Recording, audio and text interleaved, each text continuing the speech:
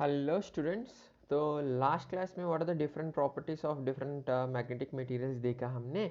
तो इस particular lecture में diamagnetic, paramagnetic and ferromagnetic substances को हम कंपेयर करने की कोशिश करेंगे।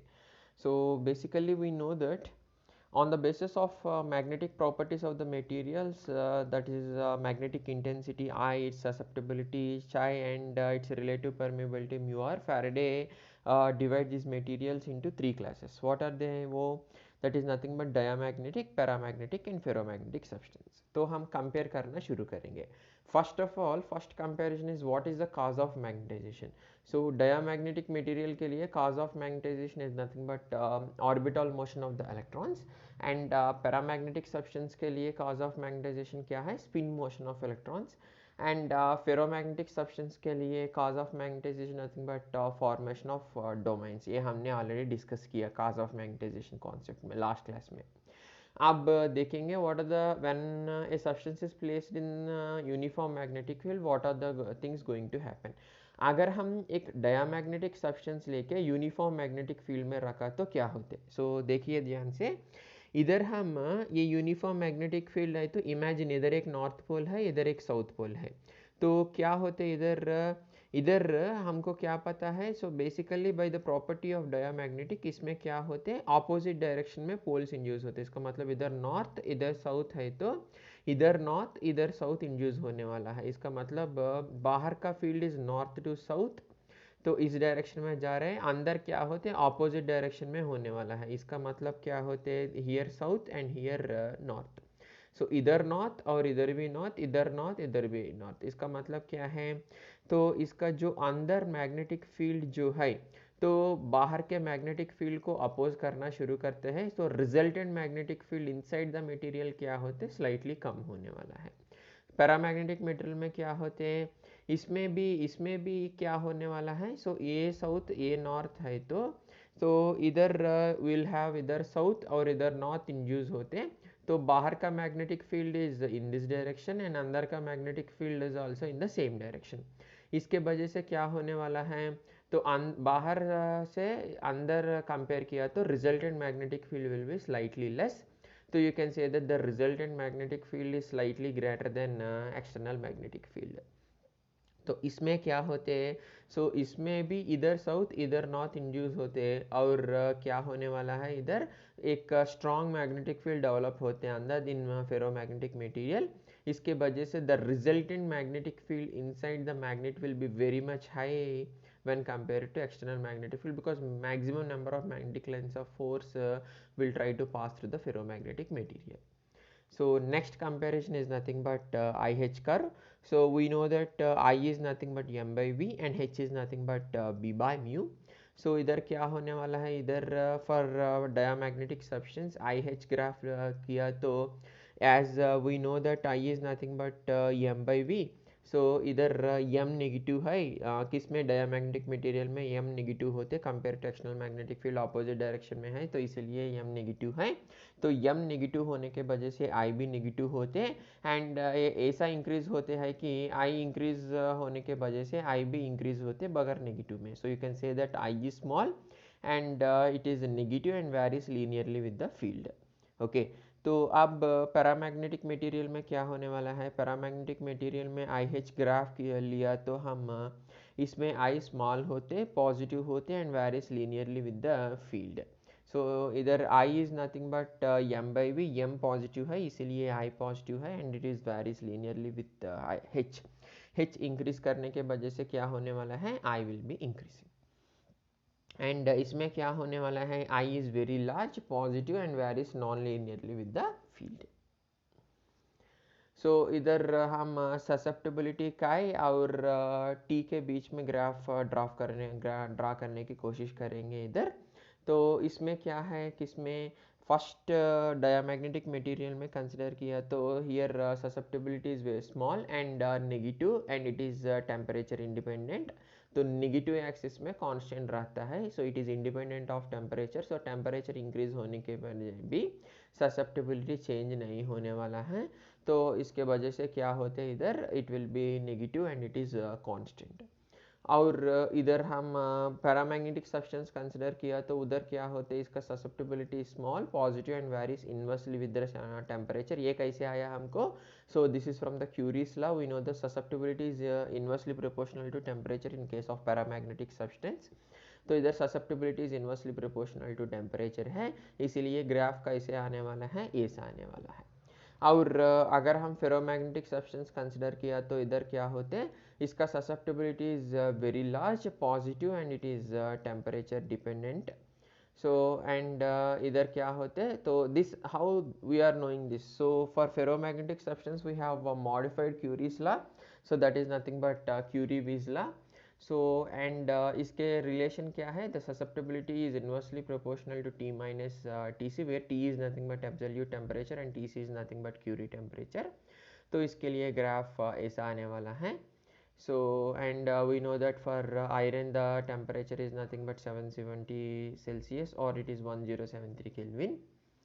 So अब relative permeability क्या होने वाला है, तो इस डायमैग्नेटिक सब्सटेंस में क्या होते हैं, we know that mu will be less than mu naught. Mu less than mu naught होने के वजह से mu is nothing but mu are mu naught, mu are is nothing but mu by mu not.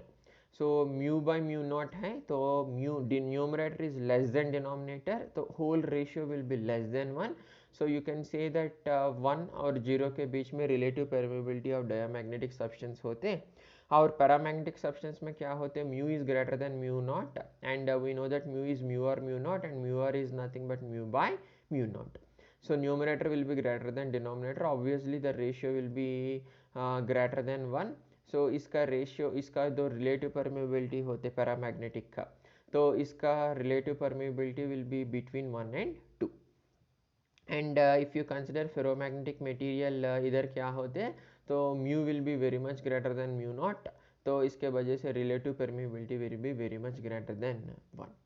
अब हम magnetic moment of a single atom कैसे होते वो देखने की कोशिश करेंगे। अगर हम डायमैग्नेटिक सब्सटेंस लिया तो इसका atoms do not have any permanent magnetic moment and paramagnetic substance में क्या होते हैं, atoms will have permanent magnetic dipole moment, मगर अगर हम मैग्नेटाइज नहीं किया तो वो रैंडमली ओरिएंट होते।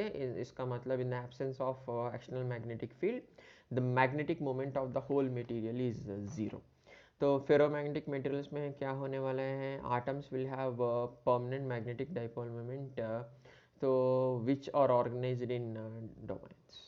तो एक्सटर्नल मैग्नेटिक फील्ड में जब भी हम इन डोमेन्स को रखते हैं, so all the domains will be arranged in the same direction.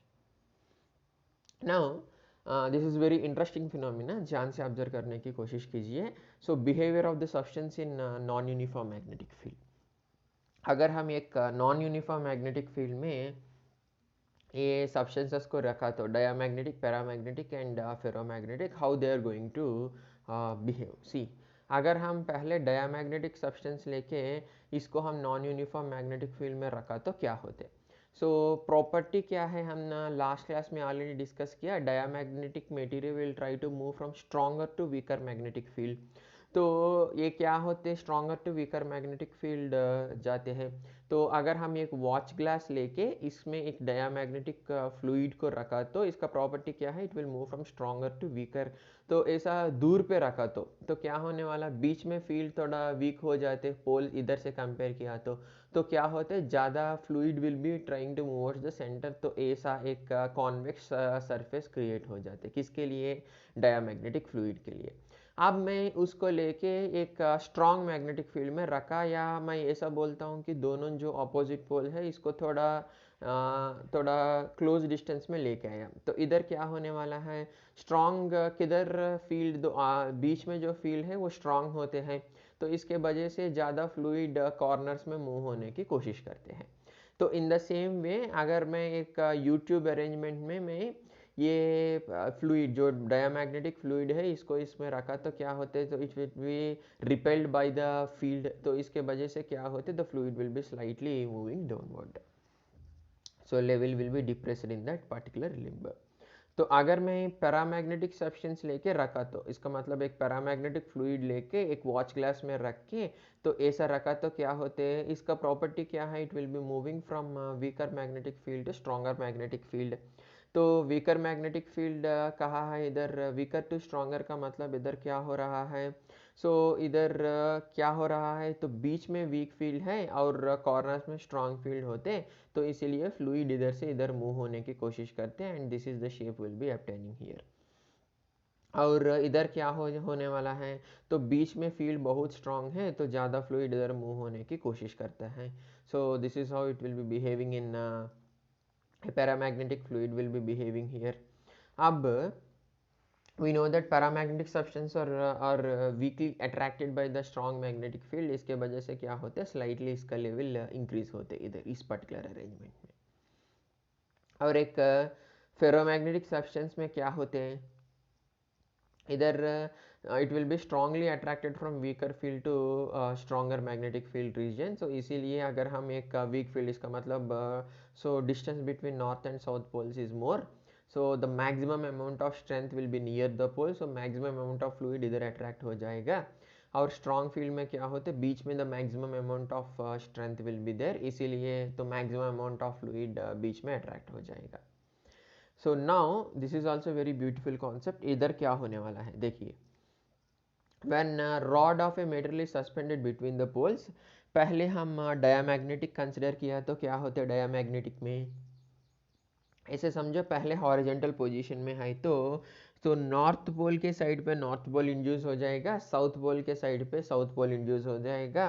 So reason क्या है, इधर अपोजिट डायरेक्शन में मैग्नेटिक फील्ड इंड्यूस होते हैं, तो इसके वजह से इधर क्या हो जाएगा, ये नॉर्थ है ये नॉर्थ है, तो इधर का नॉर्थ पोल इसके नॉर्थ को रिपेल करेगा तो ये ऊपर जाएगा, और इधर का साउथ पोल इसके साउथ को रिपेल करेगा, इसीलिए ये नीचे आएगा। so it will be aligning itself in the perpendicular to the magnetic field। और इसमें क्या होते हैं, there is a strong magnetic field in between the poles and the rod will become parallel to the magnetic field। ऐसा क्यों हो रहा है, so अगर हम इसमें क्या होते हैं, दिस इज नॉर्थ, इधर साउथ इंड्यूस हो जाएगा, दिस इज साउथ, इधर नॉर्थ इंड्यूस हो जाएगा, that means the magnetic field is developed in the same direction of external magnetic field, तो इसके वजह से the opposite poles will be attracting each other, so this will be in horizontal direction। so if there is a strong magnetic field in between the poles, then the rod becomes parallel to the magnetic field, and weak magnetic field between the magnetic poles can made rod इधर क्या हो रहा है, so either the basic difference between paramagnetic and ferromagnetic substance is that paramagnetic में weak field induce हो जाएगा, तो ऐसा पैरेलल अलाइन करने के लिए बहुत स्ट्रॉन्ग मैग्नेटिक फील्ड बहुत ज़रूरी है। मगर हम फेरोमैग्नेटिक सब्सटेंस ऑब्जर्व किया तो इसमें क्या होते हैं, तो बाहर वीक फील्ड होने पर भी अंदर ज़्यादा फील्ड इंड्यूस हो जाएगा, इसके वजह से इवन ये weak field can align it in magnetic can align it in parallel direction. so next we'll see the magnetic moment of substance in the presence of external magnetic field। so diamagnet में क्या होते हैं, value of m is very much less and opposite to h bar, and paramagnetic में क्या होने वाला है, the value of m bar is low but in the direction of h bar। तो ferromagnetic में क्या होने वाला है, the value of m bar is very high and in the direction of h bar। so we have already discussed, we have these are the various examples for diamagnetic, and these are the various examples for paramagnetic substances, and these are the various examples for ferromagnetic substances। तो generally हम solid liquid और gases में भी diamagnetic substances को you can find it, and solid में solid liquid और gas में भी हम पैरामैग्नेटिक को भी हम फाइंड कर सकते हैं। एंड फेरोमैग्नेटिक सब्सटेंसेस जनरली कैसा होते हैं, सो नॉर्मली सॉलिड में होते, दैट टू क्रिस्टलाइन सॉलिड्स में होने वाला है। So thank you very much.